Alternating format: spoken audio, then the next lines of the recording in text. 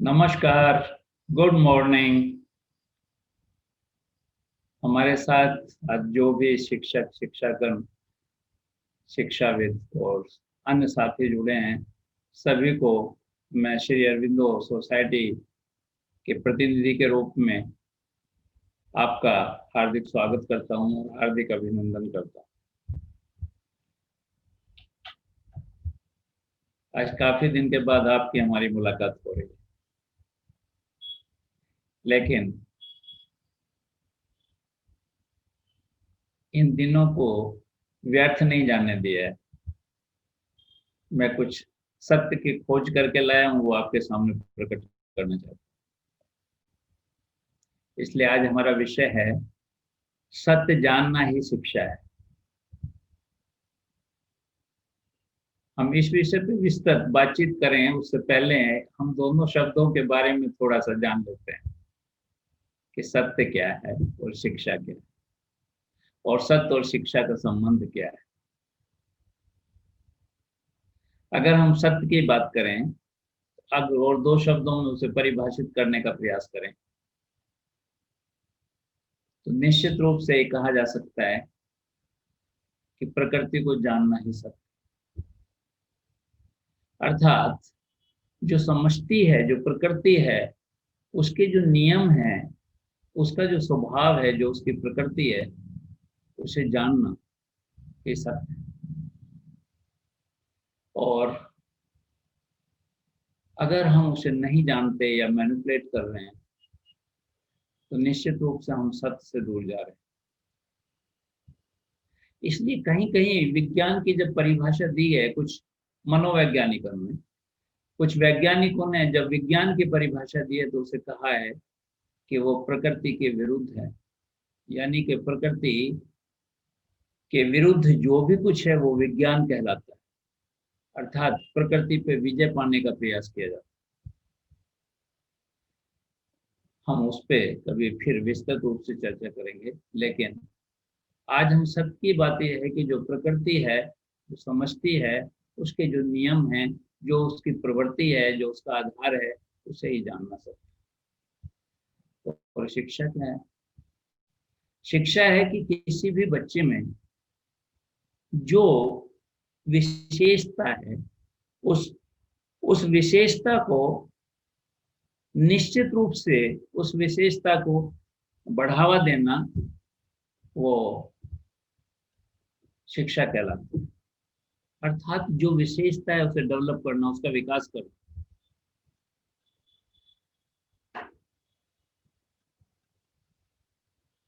और प्रकृति के करीब लाना, किसी भी बच्चे को प्रकृति के करीब लाना निश्चित रूप से ये कहलाता है कि वो उसका विकास किया जा रहा है, उसे शिक्षा दी जा रही है। आज हम इस विषय पे विस्तृत ये बात करेंगे कि बच्चे की उत्पत्ति के साथ ही क्या उसे प्रकृति के समीप लाया जाता है,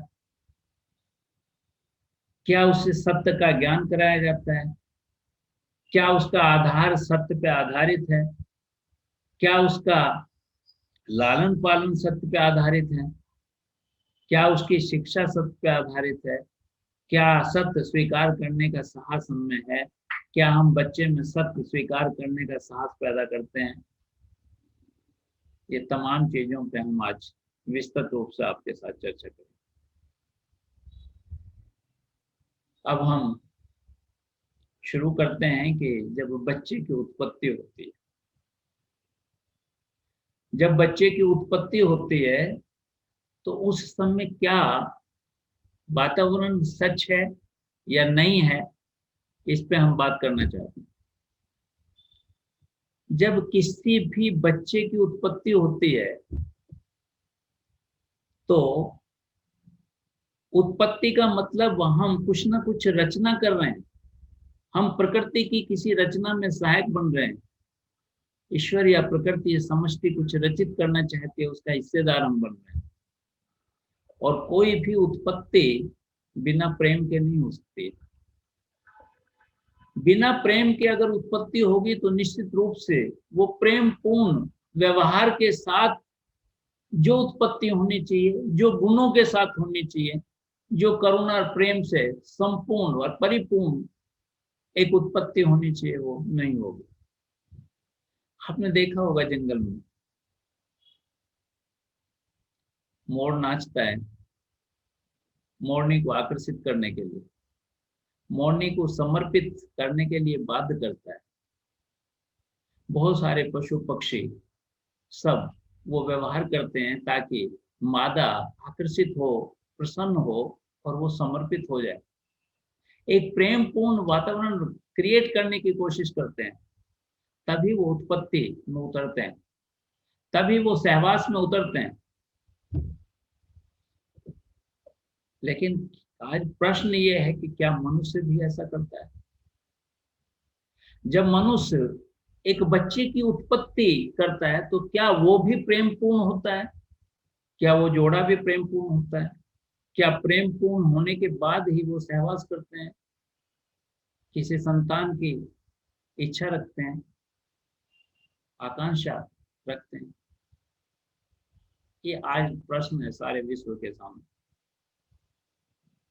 प्रकृति तो ये कहती है कि जब तक प्रेम पूर्ण रिश्ते ना हो तब तक उत्पत्ति ना हो संतान। लेकिन क्या मनुष्य उसका पालन कर रहा है? और अगर नहीं कर रहा है तो नींव ही असत्य पे आधारित हो गई। अगर कोई पति पत्नी सहवास से पहले एक दूसरे के लिए प्रेम प्रदर्शित तो करते हैं, शब्दों का तो प्रयोग करते हैं, क्या वास्तव में वो प्रेम में उतर गए हैं? क्या वो एक दूसरे के प्रति समर्पण का भाव रखते हैं? क्या एक दूसरे से बहुत प्रेम पूर्ण वाता व्यवहार है उनका? क्या एक दूसरे को उन्होंने जानना है? ये एक प्रश्न है आज। ये बड़ा गंभीर प्रश्न है कि बच्चे की उत्पत्ति के समय उसके माँ बाप क्या प्रेम पूर्ण दशा में है?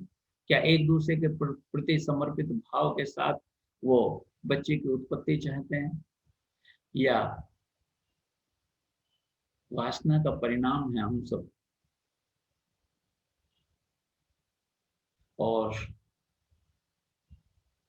अगर सारे विश्व का आकलन लिया जाए मनोवैज्ञानिकों के आधार पर, तो उनका कहना यह है कि 99.9% हम सब वासना का परिणाम है, प्रेम पूर्ण सहवास या प्रेम पूर्ण मिलन का परिणाम नहीं। तो बच्चे की जो उत्पत्ति हुई वो भी असत्य पे आधारित, अर्थात वो प्रेमी, वो जोड़ा जिससे उत्पत्ति हुई वो शब्दों का तो प्रयोग कर रहा है, लेकिन वास्तव में वो उस प्रेम की उस दशा में नहीं है जब वो ईश्वर से बच्चे को एक अतिथि के रूप में मांगे, स्वीकार करे। तो बच्चे की जो पैदाइश है, जो बच्चे का बीजारोपण है, वो ही कहीं ना कहीं असत्य पे आधारित हो गए।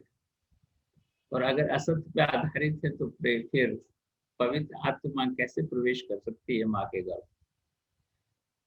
एक पवित्र आत्मा का आह्वान कैसे कर सकते हो? बिना प्रेम के, बिना करुणा के, बिना समर्पण के किसी भी एक पवित्र आत्मा का आह्वान कैसे कर सकते हो? संभव नहीं है। और संभव नहीं है तो फिर जिन मनोभाव के साथ आपने निमंत्रण भेजा है वैसे ही आत्मा प्रवेश करेगी माँ के घर। तो शुरुआत ही असत्य से हो गई। बड़ा गंभीर विषय है, सोचने का विषय है। जितनी भी शादियां हो रही हैं जो प्रेम पूर्ण विवाह नहीं है, वहां प्रेम उपजने में तो बहुत समय लगता है, एक दूसरे को समझने में बहुत समय लगता है, एक दूसरे के प्रति समर्पित भाव आने में बहुत समय लगता है। वो भाव आता नहीं कि उससे पहले ही मां गर्भवती हो जाती। मेरे कहने का अर्थ यह है कि माँ जब गर्भ धारण करती है तो प्रश्न ये है कि क्या वो उस प्रेम पूर्ण, उस समर्पण भाव, उस करुणा के भाव में बीजारोपण हुआ है जिसमें एक अच्छे इंसान की, एक पवित्र आत्मा की संभावनाएं हैं? ये एक बड़ा प्रश्न है। और फिर जब माँ प्रेग्नेंट हो जाती है तो एक ऐसे वातावरण की आवश्यकता है, एक ऐसे एटमॉस्फेयर की आवश्यकता है जहां माँ को तमाम तरह की वो पॉजिटिविटी मिले, वो सब पॉजिटिव चीजें मिले, वो सब वातावरण मिले जिसके आधार पे हम ये कह सकते हैं कि माँ अपने बच्चे को सही से शिक्षा दे रही है। क्योंकि वैज्ञानिकों का मत है कि किसी भी माँ के पेट में पलने वाला बच्चा प्रतिदिन माँ से कुछ ना कुछ ग्रहण करता है, प्रतिदिन कुछ ना कुछ शिक्षा प्राप्त करता है। माँ का व्यवहार, माँ का सारा व्यवहार जो कुछ है वो बच्चे पे प्रभाव डालता है। खासकर यूरोप जैसे देशों में, आज तो भारतवर्ष में भी प्रेगनेंसी के अंतिम समय तक माँ काम करती, दुनिया भर की टेंशन उसके साथ होती है, घर का कार्य भी करती है तो ऑफिस का कार्य भी करती है। उसे अगर मातृत्व विकास मिलता है तो 3 महीने का विकास मिलता है। वो जनरली माँ ये चाहती है कि जब बच्चा पैदा हो जाए तो मैं वो विकास जो वो छुट्टी है वो उस समय में उसे यूटिलाइज करूं। और पूरे प्रेगनेंसी पीरियड संघर्ष करती है,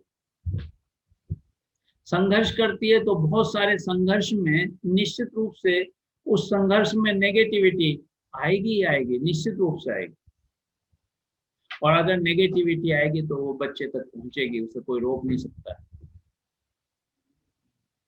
अब पूरी प्रेगनेंसी के पीरियड जैसे वातावरण में माँ अपना जीवन यापन करती है, वैसे उसका वैसा ही प्रभाव उस बच्चे पर पड़ता है। क्योंकि शिक्षा तो वहीं से शुरू हो, नींव भी गड़बड़ हो गई और नींव के बाद जो लालन पालन शुरू हुआ उसमें भी गड़बड़ हो। और फिर जब प्रसव का समय आता है, बच्चा बाहर आना चाहता है, इस दुनिया में आना चाहता है, तो माँ को पहले दिन से ही बताया जाता है कि प्रसव पीड़ा बहुत कठिन होती है। आश्चर्य की बात है कि प्रसव पीड़ा के साथ जोड़ दिया गया। वास्तविकता यह है कि प्रसव तो एक आनंद का विषय है। किसी भी माँ के लिए प्रसव से ज्यादा आनंद का विषय कुछ हो ही नहीं सकता है। माँ एक क्रिएशन कर रही है, माँ एक उत्पत्ति कर रही है, एक जीव को इस संसार में ला रही है, उस सब का श्रेय माँ को जाता है। और उसे पीड़ा का रूप दे दिया गया। माँ गर्भवती नहीं होती है कि उसे यह एहसास होने लगता है कि प्रसव में तो उसे पीड़ा झेलनी पड़ेगी, और वो पहले दिन से ये तैयार हो जाती है कि वो मुझे पीड़ा झेलनी पड़ेगी, इसलिए उसे पीड़ा को मुझे स्वीकार करना पड़ेगा। और जब पहले दिन से ही प्रसव पीड़ा उसके मस्तिष्क में घुस जाती है कि प्रसव के समय फिर माँ पीड़ा समझ के उसके साथ संघर्ष करती है। बच्चा तो बाहर आना चाहता है और माँ उसे रोकने का प्रयास करती है कि उसे पीड़ा समझ बैठे। अगर पहले दिन से ये समझा दिया जाए कि प्रसव तो एक आनंद का विषय है और बच्चे को बाहर आने में माँ को सहयोग करना चाहिए, माँ को आनंद से भर जाना चाहिए कि आज मैं एक ऐसा क्रिएशन करने जा रही हूँ जो बहुत अद्भुत है, जो प्रकृति का स्वरूप है, जो ईश्वर का स्वरूप है। उस ईश्वर के स्वरूप को आज मैं पृथ्वी पर लाने के लिए जा रही हूँ, तो इसलिए आज से ज्यादा आनंद का विषय, आनंद के क्षण मेरे लिए कुछ भी नहीं हो सकते हैं। अगर ये भाव माँ के रूप में आ जाए तो वो निश्चित रूप से बच्चे को बाहर आने में सहयोग करेगी। और अगर बाहर आने में सहयोग करेगी तो निश्चित रूप से वो निश्चित रूप से वो सहयोग करेगी तो एक ऐसे बच्चे का निर्माण होगा जहां निश्चित रूप से एक एक ईश्वर का स्वरूप होगा। तो होता क्या है कि जब माँ प्रसव के क्षणों में होती है तो वो उसे पीड़ा बताया गया तो संघर्ष करती है, वो संघर्ष करती है, बच्चा बाहर आना चाहता है और वो पीड़ा पीड़ा के भय से उसे बाहर आने में बाधक बनती है, सहयोग नहीं करती। और अगर बाय द वे डॉक्टर के पास पहुंच जाए तो वो ये सलाह देता है कि माँ को निष्क्रिय कर देते हैं, बेहोश कर देते हैं, उन्हें पीड़ा की आवश्यकता ही नहीं है। पीड़ा की आवश्यकता नहीं है तो पेट चीर के बच्चे को बाहर निकाल देते।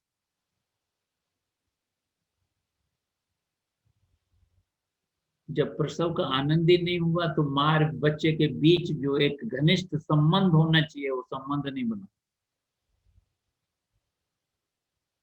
और अगर संबंध नहीं बना बच्चे का और माँ का तो फिर वो कैसा रिश्ता है? इस दुनिया में रिश्ता ही माँ का है। माँ के रिश्ते में सेंध लगा दी। मैं जस्ट ये बता रहा हूं कि बहुत सारे असत्य घुसा दिए गए हैं हमारी एजुकेशन में, हमें सत्य से बहुत दूर कर दिया गया है। इसलिए माँ को असत्य बताया गया है कि प्रसव पीड़ा होती है। प्रसव तो एक आनंद का विषय।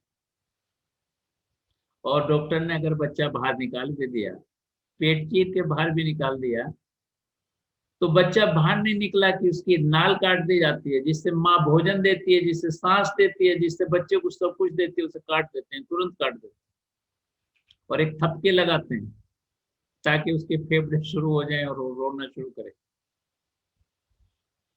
उसका ऐसे स्वागत करते हैं। ऐसी क्या जल्दी है? माँ की जो नाल है, जो आब नाल है, उसे कुछ देर रोका जा सकता है। अभी माँ के गर्भ में था बच्चा, अभी पेट पे ऊपर आ सकता है गर्भ नाल के साथ, उसे स्वाभाविक रूप से दुनिया को समझने तो दो, सांस तो लेने दो। ऐसी क्या जल्दी है? ये अस्वाभाविक है सब कुछ, ये असत्य पे आधारित है। बच्चा जब बाहर आया तो संघर्ष से बाहर आया, और संघर्ष से अगर बाहर नहीं आया तो निश्चित रूप से उसके लिए एक बड़ा संघर्ष हो गया, क्योंकि जो एक स्वाभाविक प्रक्रिया थी उसे अपनाया नहीं गया। तो यहां भी असत्यता है। और जब फिर पालन पोषण शुरू होता है तो पालन पोषण में बहुत अजीब किस्सा है, बड़ी अजीब बात, कि उसे सत्य से दूर रखा जाता है, उसे प्रकृति से दूर रखने का प्रयास किया जाता है। बच्चा खेलना चाहता है, पेड़ पे चढ़ना चाहता है, कूदना चाहता है, बच्चा रोना चाहता है, बच्चा हंसना चाहता है, लेकिन ये समाज, ये माँ, ये बाप सब उसे प्रतिबंधित करना चाहते हैं। समय से रोएगा, समय से हंसेगा, समय से खाएगा, समय से खेलेगा, पेड़ पर नहीं चढ़ेगा, गिर पड़ेगा तो टांग टूट जाएगी। होना क्या चाहिए? होना यह चाहिए कि बच्चा जो कुछ भी करना चाहता है उसमें सहायक के रूप में माँ को अपना योगदान देना चाहिए, पिता को उसमें योगदान देना चाहिए। माँ की जो भूमिका है वो तो है, वो तो एक स्वाभाविक प्रक्रिया है, लेकिन पिता का जो दर्जा है वो आध्यात्मिक रिश्ता है। पिता का जो रिश्ता है वो आध्यात्मिक घटना है। इसीलिए शायद परमेश्वर को पिता कहा गया है, माँ नहीं कहा गया। परमेश्वर को पिता इसीलिए कहा गया है कि वो एक आध्यात्मिक घटना है, एक आध्यात्मिक नाता है पिता के साथ। तो माँ और बाप सब मिलके उसका विकास कम और बाधा ज्यादा बनती। वो पेड़ पे चढ़ना चाहता है तो उसे पेड़ से रोकते हैं इस भय की वजह से कि वो गिर पड़ेगा और उसकी टांग टूट जाएगी। वो खेलना चाहता है, कहीं कूदना चाहता है, कुछ करना चाहता है, तो उसमें ना ज्यादा है हाँ के बजाय। ये सब असत्यता है, सत्यता नहीं है। सत्यता ये है कि बच्चे को जो करना चाहे उसे करने दीजिए, उसमें सहायक का रूप हमें धारण करना है, हमें निश्चित रूप से उसका सहायक बनना है, तभी उसका डेवलपमेंट होगा। असत्यता पे आधारित नहीं है। हम उसके लालन पालन में भी असत्यता की बात करते हैं, उसे स्वतंत्रता छीन लेते हैं। और स्वतंत्रता छीन ले ये भी कोई बड़ी बात नहीं है, अपनी महत्वाकांक्षा उस पर लादने का प्रयास करते हैं। माँ बाप डिसाइड करते हैं कि उसे क्या बनाना है, उसे डॉक्टर बनाना है, उसे इंजीनियर बनाना है, उसे क्या बनाना है। बच्चा पैदा नहीं हुआ, चलना नहीं सीखा है, अभी से ख्वाब रच लेता है कि मुझे इसे इंजीनियर बनना, तो पेंटर बनना चाहता है, वो कवि बनना चाहता है, वो लेखक बनना चाहता है, कुछ और बनना चाहता है।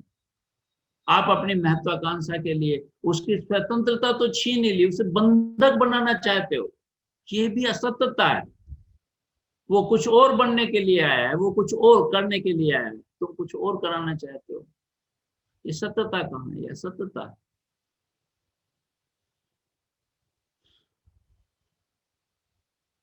तो हमें चाहिए क्या?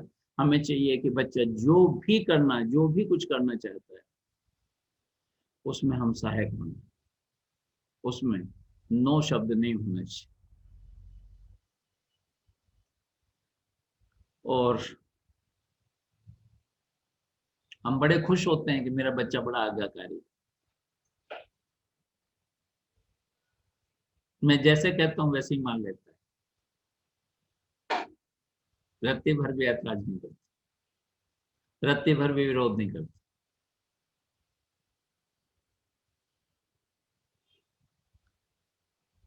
कभी आपने सोचा है कि जितने आज्ञाकारी बच्चे हैं उनका विकास कुंद हो जाता है, वो अपने जीवन में बहुत कुछ नहीं कर पाते, बंधित हो जाते, उनका विकास अवरुद्ध हो जाता है।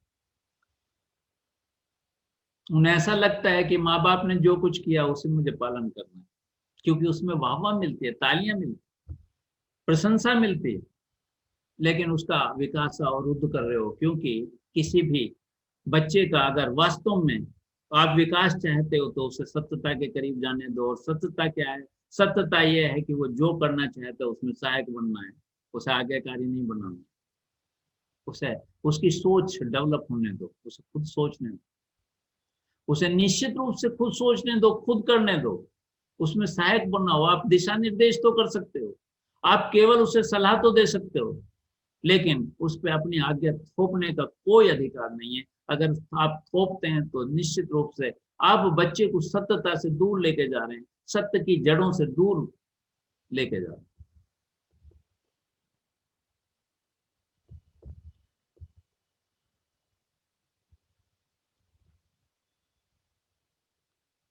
और सच बताऊं तो माँ बाप के लिए एक बहुत नाजुक व्यवस्था है, हालात है। किसी बच्चे को पालना आसान काम नहीं है, किसी भी माँ बाप के लिए बहुत महत्वपूर्ण कार्य है, बहुत नाजुक मसला है। और उस नाजुक मसले के आधार पे ही हम बच्चों का विकास कर सकते हैं, अगर उसे हम नाजुक समझें। नाजुक मीन्स बहुत संवेदनशील रहें, संवेदनशील रहें कि बच्चा क्या चाहता है, बच्चे की भावना क्या है, वो क्या क्या क्या बनना चाहता है, वो क्या खेलना चाहता है, वो कूदना चाहता है, वो पढ़ना चाहता है, वो जानना चाहता है। और जितनी इंफॉर्मेशन बच्चा मांगे उसे उसकी एज के अनुसार, उसकी जिज्ञासा के अनुसार आपको सच बताना है। मुझे एक उदाहरण याद आ गया, मैं आपको बताऊंगा जरूर। मार्क्स का नाम आपने सुना होगा। मार्क्स के टीचर ने पूछा कि आप कहाँ से आए हैं, कल पूछ के आना। मार्क्स ने अपनी मम्मी से जाके पूछा कि मम्मी मैं कहाँ से आया हूँ। तो मार्क्स की मम्मी ने कहा कि एक सारस तुझे दे गई थी मुझे। तो बच्चे ने पूछा, मार्क्स ने पूछा तो मेरे पिता कहाँ से आए, कि उन्हें भी कोई सारस दे गई थी, तेरी दादी को। तो बच्चे ने फिर क्वेश्चन किया, मेरे पिता के पिता जो दादा थे वो कहाँ से आए थे। तो माँ ने कहा उसे भी एक सारस दे गई थी तेरी परदादी, दादी की जो माँ सास। बच्चे ने वो सुना। जब अगले दिन क्लास में पहुंचा तो शिक्षक ने वो क्वेश्चन किया कि आप पता करके लाए कि कहाँ से आए हैं आप। तो उसने कहा ये तो मुझे पता नहीं कि मैं कहाँ से आया हूँ, लेकिन मैं ये जानता हूँ कि मेरी जो तीन पीढ़ियां हैं वो नैसर्गिक नहीं है, वो सत्यापित नहीं है। वो ऑथेंटिक नहीं है। बच्चे की उम्र के हिसाब से उससे असत्य नहीं करना चाहिए, उसे सत्यता के करीब लेके जाना चाहिए। जैसी उसकी उम्र है, जैसी उसकी जिज्ञासा है, अगर आप उसे सत्यता से दूर लेके जाएंगे तो निश्चित रूप से बच्चे का पतन कर रहे हैं आप, उसकी जिज्ञासा को कुंठित कर रहे हैं, कुंठित कर रहे हैं। हमें उसे सत्यता के करीब लेके जाना चाहिए, उसे प्रकृति के करीब लेके जाना चाहिए। हाँ, ये बात जरूर है कि सत्यता को स्वीकार करना हंसी खेल नहीं, वो कठिन काम। उसके लिए एक छोटी सी कहानी मैं आपको सुनाना चाहता हूँ। हरि दुर्मत गौतम नाम के एक ऋषि थे। उनके पास एक दिन एक नवयुवक आया और उनके चरणों में सिर रख के बोला कि मैं अंधा हूं, मैं अंधेरे में हूं, मुझे ज्ञान चाहिए ऋषि, और आपका बहुत नाम सुना है, मैं आपके चरणों में हूं, मुझे आप स्वीकार कर लो। उस वक्त की शायद ऐसी प्रथा रही होगी। ऋषि ने कहा कि आपका नाम क्या है, आपकी जाति क्या है, आपका धर्म क्या है, आपका गोत्र क्या है, ये सब मुझे बताइए। उसने कहा इस सब के बारे में तो मैं नहीं जानता, पर हाँ मैं कल अपनी माँ से पूछ के बताऊं। और अगले दिन जब वो आया तो उसने जाके अपनी माँ से पूछा होगा कि माँ मेरे पिता का नाम क्या है, मेरी जाति क्या है, मेरा गोत्र क्या है, मुझे बताइए। उसकी माँ का नाम था जवाली। जवाली ने कहा कि तेरा पिता कौन है ये मैं नहीं जानती, जब मैं जवान थी तो बहुत सारे भद्र पुरुषों को मैं खुश किया करती थी, अब आप किसकी संतान है मुझे नहीं पता। मैं अनाथ थी इसलिए मुझे अपनी जाति पता नहीं, मुझे अपना धर्म पता नहीं। और सेम बात जाके उस नवयुवक ने अपने गुरु गौतम को जाके बताई।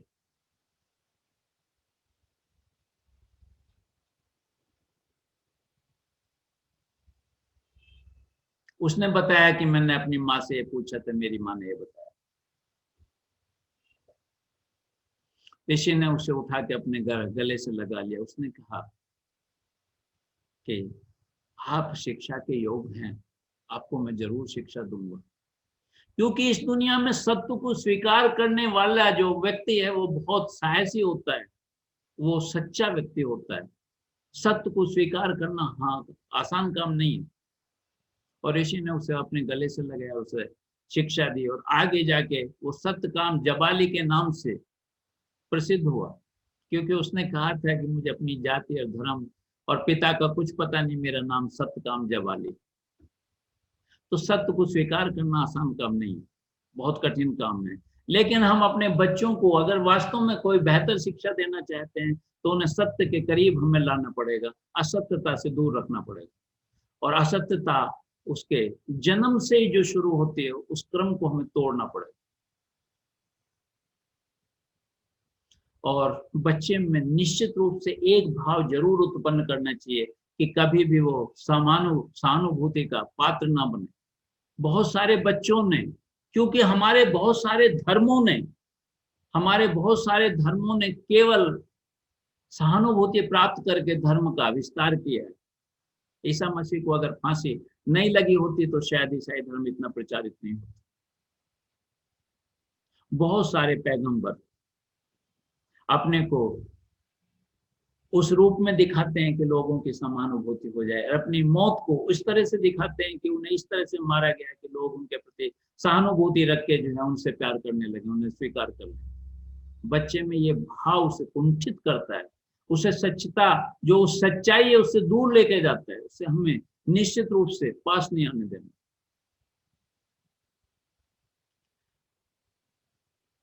जब समानुभूति सहानुभूति की आदत पड़ जाती है तो फिर बच्चा दुखी रहने लगता है, वो खुश नहीं रहना चाहता, वो अपने को दुखी दिखा के लोगों के सहानुभूति चाहता है। उस भाव से बचाना चाहिए, ये बिल्कुल असत्यता है, ये सत्यता नहीं। आज हम केवल इस उम्र तक के बच्चों पे हमने बातचीत की कि गर्भ धारण करने से माँ और थोड़ी उम्र के लालन पालन तक बच्चे के साथ हमें कैसा व्यवहार रखना चाहिए और कैसे हमें उसे आमंत्रित करना चाहिए, किस तरह की आत्मा को हम आमंत्रित कर सकते हैं, इस पे हमने अपने विचार रखे।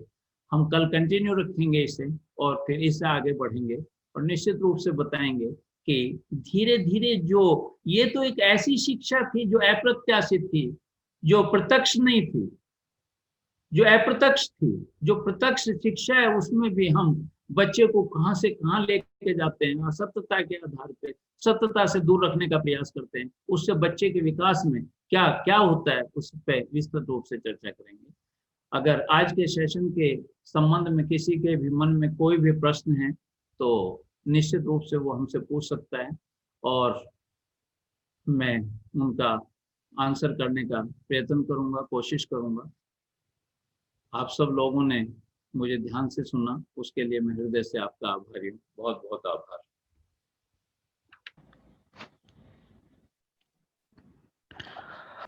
हाँ सर, आवाज आ रही है? हाँ हाँ बोलिए। सर मेरा क्वेश्चन ये है कि आपने कहा कि सत्य ये है जो प्राकृतिक को जो जानते हैं वो सत्य है। तो सर यदि अब विज्ञान के बारे में आपने कहा कि विज्ञान उसके विरुद्ध है, तो हम लोग क्या, यदि विज्ञान की हम लोग बात करते हैं तो क्या विज्ञान असत्य को बताता है? नहीं, मैंने कहा कि प्रकृति से संघर्ष करने के लिए या प्रकृति पे विजय पाने के लिए विज्ञान का जन्म हुआ है।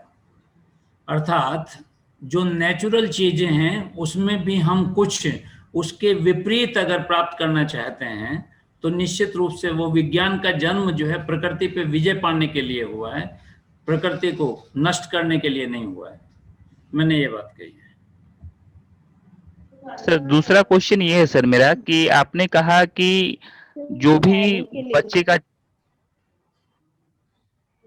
हेलो, हाँ, जो भी बच्चे का जन्म होता है सर, है वो वासना से 90 यदि ये किया गया है जिसमें 99% जो होता है वासना से होता है।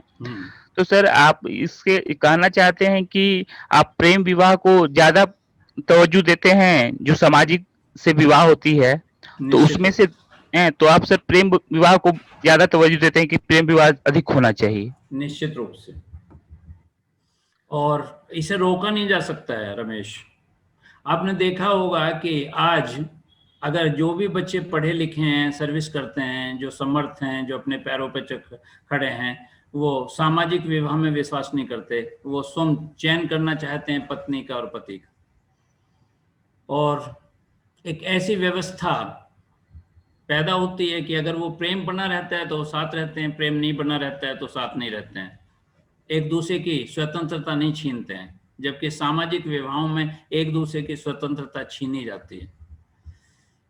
अगर सामाजिक विवाह है तो अलग होना बहुत कठिन काम है, क्योंकि उसमें पैसा खर्च हुआ है, उसमें प्रतिष्ठा बनी है, वो उसकी बेटी है, उसका बेटा है, बहुत सारे झंझट। प्रेम विवाह में अलग होना भी आसान है, प्रेम विवाह में शादी करनी भी आसान है और अलग होना भी आसान है। और ये सर जब आप प्रेम विवाह को ज्यादा तवज्जो देते हैं और सामाजिक विवाह को कम तवज्जो देते हैं, तो यदि प्रेम विवाह से जिस बच्चे का उत्पन्न होता है और उनके बीच में जब प्रेम नहीं रहता है तो उस बच्चे का भविष्य पे क्या असर होगा सर? इससे इस बच्चे का भविष्य तो कहीं का नहीं रह जाएगा सर इसके बाद। रमेश, आप क्या समझते हैं कि जो सामाजिक बंधन है उसमें कभी आपने बहुत ध्यान से देखा है कि पत्नी की क्या स्थिति है? मैं नारी पे 3 दिन बोला था। मैंने ये बताने की कोशिश की थी कि भारतवर्ष में नारी को दासी के रूप में स्वीकार किया गया, इससे फालतू को स्वीकार नहीं किया गया। और यूरोप में तो आत्मा, और आत्मा ही नहीं मानी गई स्त्री में। ये माना गया कि स्त्री में आत्मा ही नहीं होती।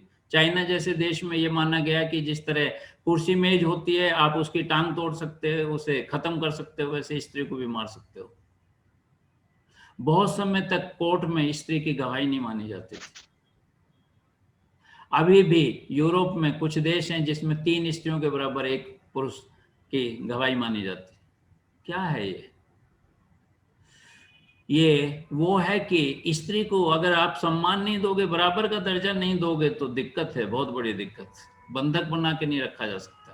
और अगर बंधक बना के रखा जाता है तो फिर उससे औलाद जो पैदा होगी वो निश्चित रूप से विकासशील नहीं हो सकती, क्योंकि जिसकी माँ ही दासी के रूप में स्वीकार की गई हो, जिसे माँ को सहभागिनी नहीं माना गया हो, जिसे जीवन साथी नहीं माना गया हो, जहाँ जिसे बराबर का सम्मान ना मिला हो, निश्चित रूप से उससे पैदा होने वाली औलाद पे माँ का सबसे ज्यादा असर पड़ता है। इसलिए एक बेहतर समाज का निर्माण नहीं हो सकता। इसलिए प्रेम विवाह निश्चित रूप से सामाजिक विवाह से बेहतर है। समाज उसे स्वीकारे ना स्वीकारे, लेकिन कल का नवयुवक उसे जरूर स्वीकारेगा। आपको शायद जानकारी है या नहीं है, अब बहुत सारे बच्चे जो सामाजिक विवाह में विश्वास करते हैं उनकी शादियां नहीं हो रही हैं। लड़कियों को लड़के नहीं मिल रहे हैं, लड़कों को लड़कियां नहीं मिल रही हैं। कारण यह है कि जो 7 बच्चे काम करते हैं वो आपस में शादी कर लेते हैं। वो एक दूसरे को जानते हैं 2 महीने, 4 महीने, 6 महीने, साल भर, 2 साल, 4 साल, तब शादी करते हैं। सामाजिक विवाह में तो जब पहला मिलन होता है तो एक दूसरे की शक्ल भी शायद वो पहली बार ही देखते हैं। प्रेम का तो संबंध ही नहीं है।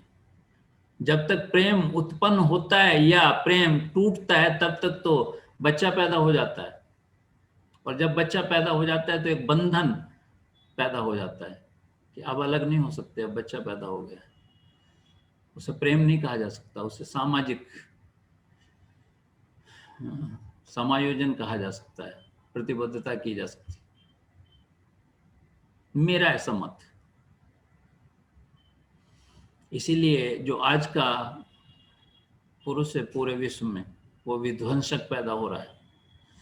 आज पूरे विश्व में इतने परमाणु बम हैं कि पूरी पृथ्वी को 7 बार नष्ट किया जा सकता है।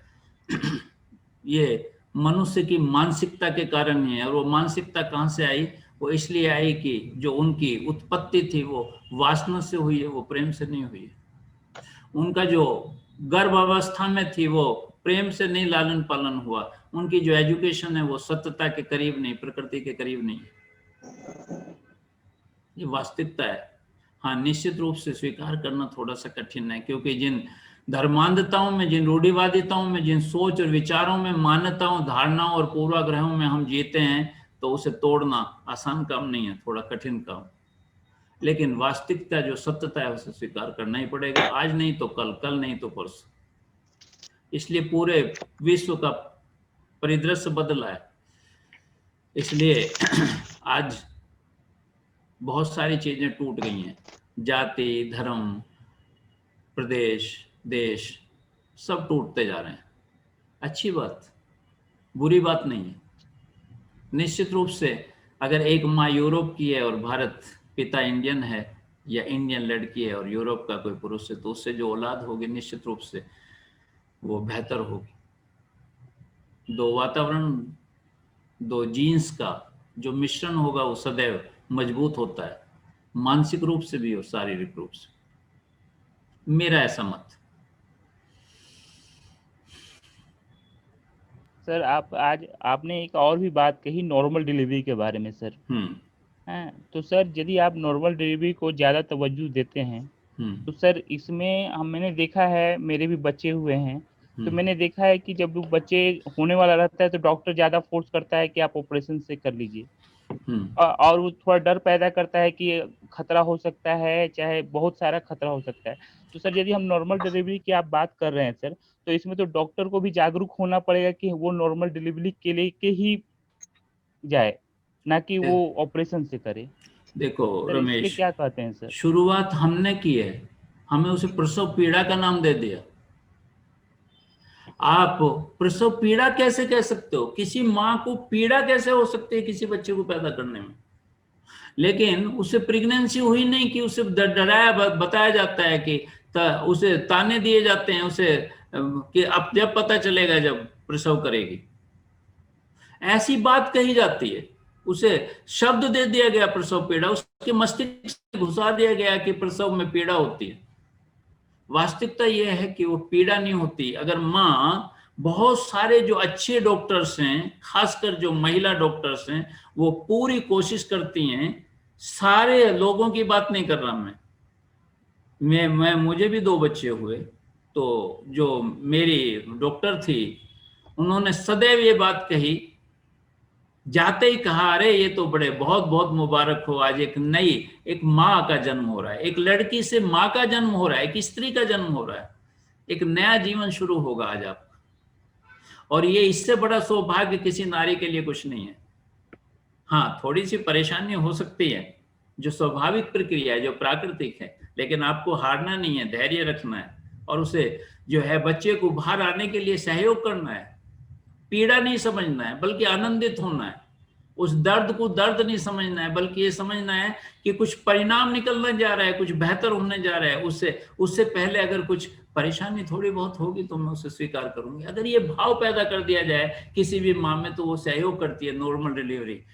लेकिन नैतिकता खत्म हो गई। वो इसलिए हो गई कि जो डॉक्टर है वो भी वासना का परिणाम है, वो प्रेम का परिणाम नहीं है। उसकी जो एजुकेशन है वो सत्यता पे आधारित नहीं है, असत्य तथ्यों पे आधारित, प्रतिस्पर्धा में आधारित, महत्वाकांक्षा का शिकार है। वो डॉक्टर खुद नहीं बनना चाहता था, उसे बना दिया गया। उसे बताया गया कि डॉक्टर बनेगा तो पैसे कमाएगा, तो अब वो डॉक्टर कम है, पैसे की मशीन ज्यादा है। इसीलिए मैं कहता हूँ, मेरा ये मानना है कि औलाद पैदा करना तो यज्ञ है। उसमें तो जैसे हम यज्ञ करते हैं ना, उसमें किसी देवता को निमंत्रित करते हैं, बोलते हैं, बुलाते हैं, वैसे ही औलाद करना जो है वो किसी भी पति पत्नी का यज्ञ है वो। और जो यज्ञ की तरह बच्चे को मांगते हैं, उन्हें बुद्ध मिलते हैं, उन्हें महावीर मिलते हैं, निश्चित रूप से मिलेंगे। लेकिन उस दशा में जाना पड़ेगा, एक समर्पण की दिशा में जाना पड़ेगा, एक प्रेम की दिशा में जाना पड़ेगा। जब प्रेम और समर्पण के दशा में आप पहुंच जाते हैं तो निश्चित रूप से कोई पवित्र आत्मा ही आपके घर में जन्म लेती है।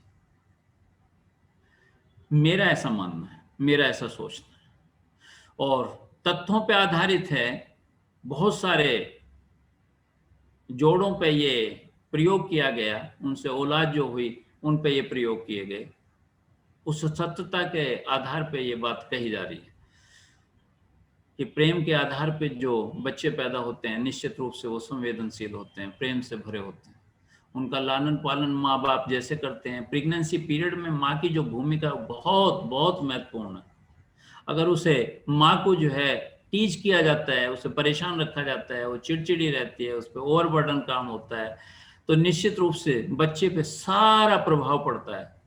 वो बच्चा भी वैसा ही होगा अगर माँ प्रसन्न रहेगी, खुश रहेगी। इसलिए बहुत कुछ परिवार ऐसे हैं जिसमें प्रेग्नेंट माँ को जो है पूरा ध्यान रखा जाता है, पूरा ख्याल रखा जाता है, उसे किसी भी तरह की कोई असुविधा ना हो, कोई टेंशन ना हो, ये ख्याल रखा जाता है पूरा। तो निश्चित रूप से औलाद भी वैसी हो। इसलिए और नॉर्मल जो डिलीवरी है वो अगर हम पीड़ा हटा दें, पहले दिन से माँ को कहें कि ये तो आनंद का विषय है, आप एक लड़की से एक माँ बनने जा रही हैं, एक स्त्री बनने जा रही हैं, एक पदवी बनने जा रही है। थोड़ा बहुत तो हर काम में कष्ट होता है, तो वो कष्ट नहीं है, उसे स्वीकार करना है, उसे आनंदित होना है, उसे इस रूप में लेना है कि ये तो आनंद की घड़ी है। तो निश्चित रूप से नॉर्मल डिलीवरी होगी, पक्का नॉर्मल डिलीवरी होगी। हाँ रमेश, और कुछ पूछ रहे थे आप? सर लास्ट क्वेश्चन है सर मेरा कि सर आपने कहा कि बच्चे जो करते हैं उन्हें रोकना नहीं चाहिए। यस। तो सर जो माँ पिता जो होते हैं वो कभी नहीं चाहते कि बच्चे को चोट लगे, क्योंकि उसको पीड़ा होती है तो माँ बाप को भी पीड़ा होती है, कहीं उससे ज्यादा पीड़ा होती है। तो सर जब नो कहने का आदत यदि माँ बाप को हो जाएगी तो उनको भी तो पीड़ा झेलना पड़ेगा सर बच्चे के लिए। यदि वो गलत करते हैं तो कभी भी होता है, यदि बच्चे को चोट लगता है तो माँ बाप को भी एहसास कुछ ज्यादा ही होता है कि नहीं बच्चे को चोट लग जाएगा, दर्द होगा। लेकिन आपने अगला सेंटेंस नहीं सुना रमेश। मैंने कहा है कि नो नहीं करना है, जो करना चाहता है उसमें सहायक बनना है। अगर वो पेड़ पे चढ़ना चाहता है तो आप भी पेड़ पे चढ़िए ना, जब तक वो पेड़ पे चढ़ रहा है आप उसके साथ रहिए ना। लेकिन पेड़ पे से चढ़ने से उसे नहीं रोकना है, पेड़ पे उसे चढ़ने देना है। आपको भी चढ़ना पड़े तो आप भी चढ़िए, उसके सहायक बनिए। लेकिन अगर उसने पेड़ पे से चढ़ने से आपने उसे रोक दिया, उसे बारिश में भीगने से उसे रोक दिया। मैं एक छोटी सी बात बताता हूँ। एक शिक्षिका अपनी क्लास में पढ़ा रही थी और उसने कहा कि आज बरसात है बाहर और बहुत ठंड हो गई है, उससे बच के रहना। मेरा 2.5-3 साल का 5 साल का बच्चा था, वो ऐसी ठंड में बाहर निकल गया था और वो अपनी स्कीज लेके बाहर निकल गया था और उसे नमूनिया हो गया और वो मर गया। सारी क्लास स्तब्ध रह गई। एक बच्चा उठा और उसने कहा कि क्या उसकी स्कीज मुझे मिल सकती हैं। ये दृष्टिकोण होना चाहिए, ये दृष्टिकोण होना चाहिए। जो मर गया जिसका कोई कारण था वो ठीक है, लेकिन बच्चे को भयभीत मत कीजिए। बच्चे को भयभीत करके उसका विकास अवरुद्ध करते हैं आप लोग। बच्चा जो करना चाहता है उसे करने दीजिए, उसमें सहायक बनिए। सहायक बनोगे तो उसे दिशा दे सकते हो, नो करोगे तो उसका विकास रोक दोगे आप। सहायक बन के ही दिशा दी जा सकती है, विरुद्ध खड़े होके दिशा नहीं दी जा सकती।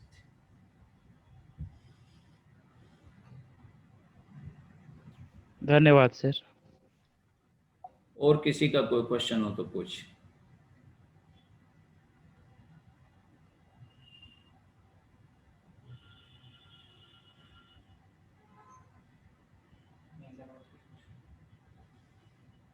चलिए, और कोई क्वेश्चन नहीं है तो मैं अपनी बात ख़त्म करता हूँ। और आप सब लोगों ने मुझे ध्यान से सुना। जितने भी लोग आज हमारे साथ जुड़े, उन सबका मैं हृदय से आभार व्यक्त करना चाहता हूँ। मैं उनका हृदय से आभारी हूँ, इसलिए बहुत बहुत आभार।